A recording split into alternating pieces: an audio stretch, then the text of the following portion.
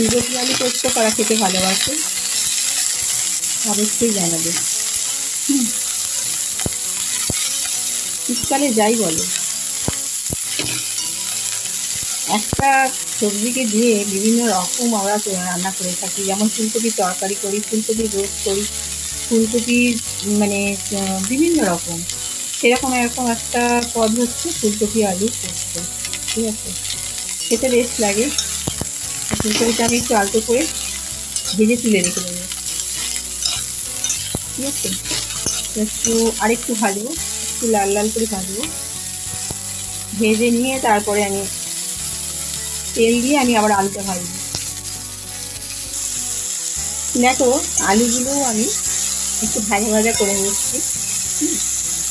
একটু ভাজা ভাজা করে নিলে কি হয়, মানে কাঁচা গন্ধটা থাকে না। ঠিক আছে, তো আগে দেখলে আমরা ফুলকপিটা ভেজে তুলে রাখলাম, এবার কপিটা একটু ভেজে নিচ্ছি।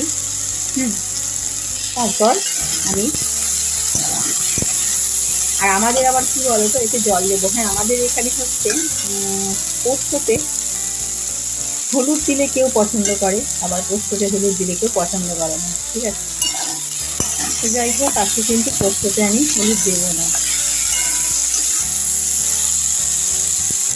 দেখো ভাজা হয়ে গেছে, এইবার কিন্তু গরম জল দিয়ে দিলাম আর নুন দিয়ে দিয়েছি। হ্যাঁ, দুটো কাঁচা লঙ্কা দিয়েছি, যদি ঝাল না হয় তখন আরও 2-1টা দিতে হবে, কারণ কাঁচা লঙ্কাগুলো কীরকম ঝাল আমি তো জানি না।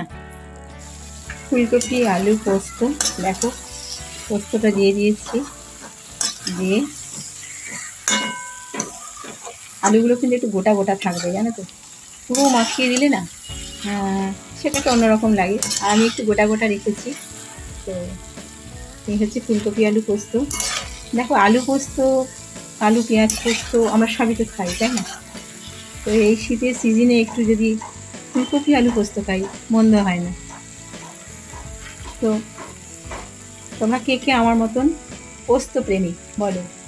তো যারা পোস্ত প্রেমী তাদের অবশ্যই এটা ভালো লেগেছে আশা করি।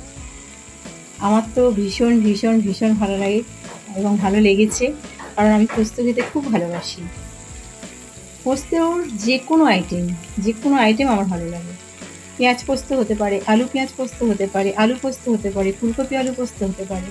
আবার এর সাথে যদি টমেটো দেওয়া হতো না, সেটা একটু অন্যরকম বেশ টেস্ট হতো। কিন্তু এরকম টমেটো দিলে না বান্টি খায় না, সেই জন্য করলাম না, টমেটোটা দিলাম না। তোমাদের যদি ভালো লেগে থাকে তাহলে অবশ্যই পাশে থেকো, সাথে থেকো বন্ধুরা, অবশ্যই। আর লাইক শেয়ার কমেন্ট করো, কমেন্টের মাধ্যমে জানাবে যদি ভালো লেগে থাকে, ভালো না লাগলেও জানাবে। তোমাদের সুন্দর সুন্দর কমেন্ট পাওয়ার অপেক্ষায় বসে থাকি। আশা করি তোমাদের ভালোই লেগেছে, সুন্দর সুন্দর কমেন্ট তোমরা করবে। চলো নেক্সট দিন আবার একটা কোনো রেসিপি নিয়ে তোমাদের সাথে আবার আমি হাজির হব। তো আজকে হচ্ছে পোস্তটাই দেখালাম, কারণ নিরামিষ।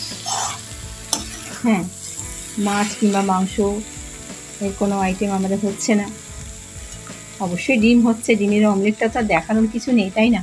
ডিমের অমলেট দেখানোর কিছু নেই, কারণ এটা সাধারণভাবে সবাই জানে যেভাবে করা হয়, আর পোস্তটাও সবাই জানে। কিন্তু তা হলেও একটু মনে হলো যে আমি যখন এটা বানালাম তখন তোমাদের সাথে একটু শেয়ারই না করলাম, তাতে কী হয়েছে, তাই না? আমি সব কিছু তোমাদের সাথে শেয়ার করি, সব কিছু মানে সারাদিন যা করছি বেশিরভাগটাই তোমাদের সাথে শেয়ার করছি। তো এটাও তোমাদের সাথে শেয়ার করলাম। মুগের ডালের সাথে আলু পোস্ত, ফুলকপি আলু পোস্ত।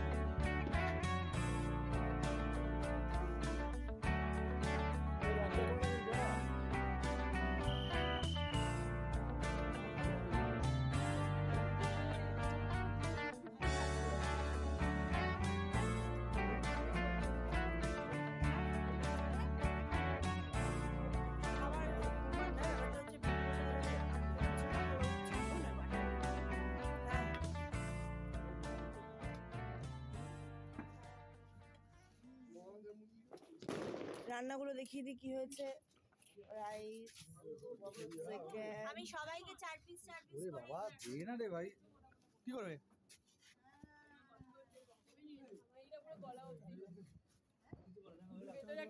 ভালো বানিয়েছি, ভালো বানিয়েছি, বলে ভালো বানিয়েছি, বলে বলে ফোন করবে এখন রাত্রিবেলা। ভালো বানিয়েছে কি না না আজকে দিনে কেউ 12টার আগে ঘুমাবে না, 12টার সময়।